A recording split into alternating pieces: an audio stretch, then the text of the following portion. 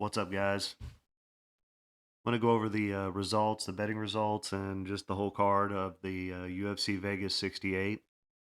Um, but real quick, don't forget to check out the interview I did with Chris Lights Out Lytle. I put it up yesterday. Don't forget to check out his podcast, the Lights Out podcast, and don't forget to check out my show, High Kick Fight Picks. We're available on Pandora, Spotify, all the major streaming services, Rumble, YouTube, everything.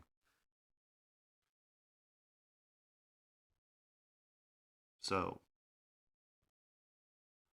as far as the bets go on this card, I only had I only gave y'all my two bets. I only had two bets on this card. I had a real good week. The UFC 283 card.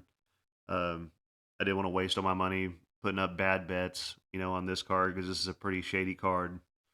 But I had two plays. I had a play on Marcin Tybura. I got him at first. I took him at minus 200, and then I actually cashed that back out and got him at like minus 130. And I loaded up on him because he was my most confident pick on the card. And I had like 3 units on him, and that cashed. And I had a play on Da Un Jung. Um, wasn't super confident in that play, so I didn't put very much on it. I only had like 1 unit on it, so I actually still came out with a little bit of profit on the Marcin Tybura fight. But I did also have a little bit. I make these parlays, I don't ever post them. If you guys want me to post stuff like this, I will. I just don't like to post stuff like this because they almost never hit. Big parlays, and it just would hate to be costing people a bunch of money if they're just copying my stuff because I usually have like two of these that don't cash, every week. So, but I do make these, and a lot of the time I'll like what I did with this one is I took my basically kind of my more confident picks on the card, and then I just threw in the two underdogs that I had that I was confident in. That's kind of what I usually do is I just take my most confident picks, and if there's some underdogs I feel like have a shot on the card, I'll throw those in with like my most confident picks just to boost up the amount. um, and in this case, Adam Foguet, which is a guy I picked in my video, told you guys that he was more well rounded and that he'd be able to get the takedowns. And Anson Jubilee were my two underdogs on this, and I actually cashed this out early. I cashed it out after the Foguet fight. I could have waited until after the Marcin Tybura fight, but I was falling asleep, because the fights were on so late.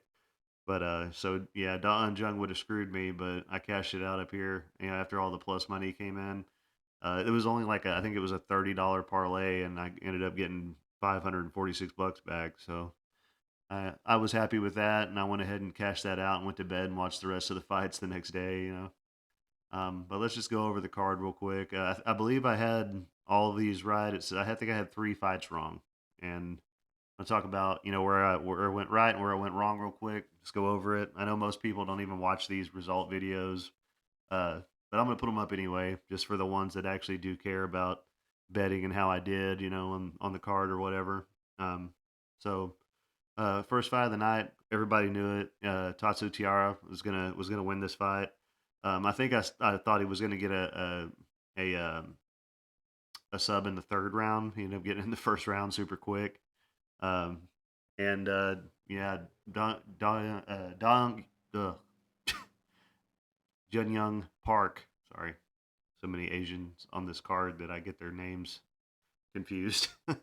uh, because I struggle with all of them, believe me. But so yeah, Jun Young Park went out there and destroyed Dennis Tallulah completely. Kind of proved me wrong. I did pick him to win, but I thought Dennis Tallulah stood a really good chance to win. And Park just exposed that he does not know how to escape mount. He doesn't know how to. Yeah, he doesn't know how to pull himself back out, to push the legs down and get the legs back out to get the guy back in guard. He was just trying to force himself up with Park on top of him in this weird way. And I mean, it was horrible. He just got destroyed. So yeah, I won't ever say that that Tallulah's got that big of a chance with somebody that he's fighting is a big grappler. So Park pulled out the win there, which was my pick. And on this next one is Hyun Sung Park, and I picked him to win as well. This is one of the few fights he's had that went all the way to the third round. And I thought, Sungut Choi, he looked pretty good in the first round. And then it looked like he was maybe tired a little bit in the second, and it was actually a pretty close fight though. And if it had went to the decision, I wouldn't have been surprised the way the judges are nowadays if it went either way. But it was good that Park was able to get the finish there in the third round. Um, and yeah, on this one, this is the one-on-ones I got wrong, and I know everybody was loading up on this guy. He was like a minus 500 favorite, Reina Nakamura. Um, and a lot of people have him to win by knockout. And I agree. I did say that was a possibility, but I was thinking that Toshimo Kazuma would go out there and fight a smart game plan and use his grappling and or hold Nakamura up against the cage to tire him out for the first round, at least, instead of he did exactly the one thing he shouldn't have done. He went out there and he just started throwing bombs and trading with Nakamura. Didn't try to take him down. Everyone knows this guy's a knockout artist. Everybody knows that he's gonna go crazy in the first round and try to take you out. And he went out there and went right into that game plan and got finished in 33 seconds. So I do think that Kazuma could have won that fight, but he didn't fight a smart game plan. He went out there and got KO'd when he could have shot the takedowns or held him against the cage and gassed him out, and then tried to do something like that.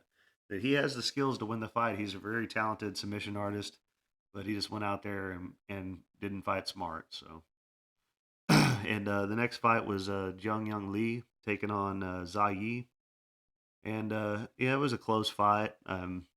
Lee kind of took it away. I mean, in the last two, but it was pretty close, man. It could the way I could see judges scored it either way, and I actually thought that there was a pretty good chance that Zhao Yi was going to get the decision. But I guess that all that controlling him against the cage and just constantly shooting for takedowns and not doing any damage, didn't pay off for him because that's what he was doing a lot of the fight. And yeah, I had Lee picked to win. He was on my parlay, and and this next one I'm actually pretty proud of because, um, I took Anshul Jubilee, and the reason I said I was taking him was because I felt like he was the more technical striker. And I said, I said I didn't wasn't sure if he had a ground game or not because wasn't able to find any examples of that. And I took him because I was like, yeah, there's a good chance he could get knocked out, but he's the more technical striker. He's got the more straight punches, and I like what I saw of him on the feet. Whereas his opponent's just this big power shot guy that's letting his power carry him through and getting all these crazy knockouts. And Jubilee went out there and did exactly what Kazuma should have done. He went out there and he took this guy down and he just dominated him. And got a win. And I'm pretty sure he was a probably plus 115 underdog in that spot. So I was proud of that pick because I saw everybody online on all the websites saying that Jekko was going to knock him out and all this stuff. But he went out there and fought a smart fight, and he looked pretty good. His grappling looked pretty good. His wrestling looked pretty good. Ground and pound looked really good. So yeah, and this next one, Adam Fugit. Um, Proud of this one too because this is one that I called in my video. I said this guy's more well-rounded. He's fought the better competition. I think he's better everywhere the fight goes, and the takedowns will be there, if he wants them. And that's exactly what he did as well. He didn't go out there and trade blows with this knockout artist. He went out there and took him down and dominated him in the grappling and got a finish, with elbows from the mount. And he was also in my parlay, and that's why I went ahead and cashed it out because between these two, even though I had a couple fights left on the parlay, between these two underdogs and the couple fights that were before that I had, they boosted the value way up. So I was happy to go ahead and cash it out at that point. And with that's one of the good things about the sports book that I use. Um, I really don't want to mention it too much because I feel like they should be paying me because I do all this for free. But I use Bovada.lv, so maybe one day they'll pay me. I'm not going to keep talking about them all the time. Maybe you guys that actually listen to my videos, these videos with the results and my betting results, y'all can appreciate that and use it. But they do let you cash out your parlays early. They're not going to be like if you have three of 5 fights. You know, you're not getting as good of a deal probably as you should, but you do have that option, you know, to cash them out. Like I cashed mine out at $546. I think the whole thing would have been worth like $2,000, but I only put like a $30-$40 on that parlay. I don't remember if it was 30 or 40, but whatever. So that's a good place to, and also on those on Bovada, the draws. A lot of sports books will screw you on a draw, and they don't do that. If it's a draw like in this Duho Choi fight, which he clearly won that fight, but it actually is considered a push, and that fight just kind of drops off your bet, your parlay.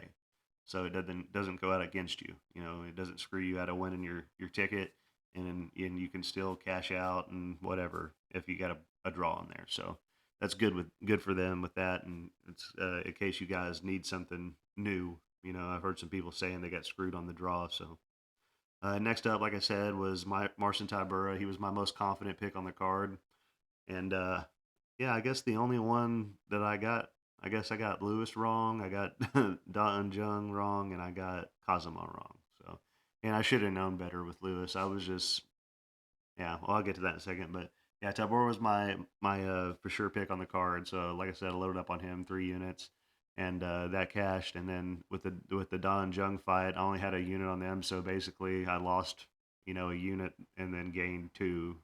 So uh, not a bad deal there. And the main event, Derek Lewis got destroyed by Sergey Spivak. I guess we all should have known that was going to happen the way it's been going with him lately. But whatever, But it was a profitable night, and if y'all are interested and do want me to post like my little parlays and stuff, I'll post like 2-man parlays normally, but those bigger parlays, if y'all are interested and want me to post those, just comment and I'll get them up for you guys. I probably have to. I usually save until like the day before the fight before I put those in and stuff. It takes me a while just to kind of decide what I'm going to do, but I can do a quick video on them, and yeah, I can put them up if y'all are interested. So y'all just let me know. But I appreciate it, guys. Thank you. Please like and subscribe. Check out my Chris Lytle interview. It was fun. He's a great guy. Appreciate it.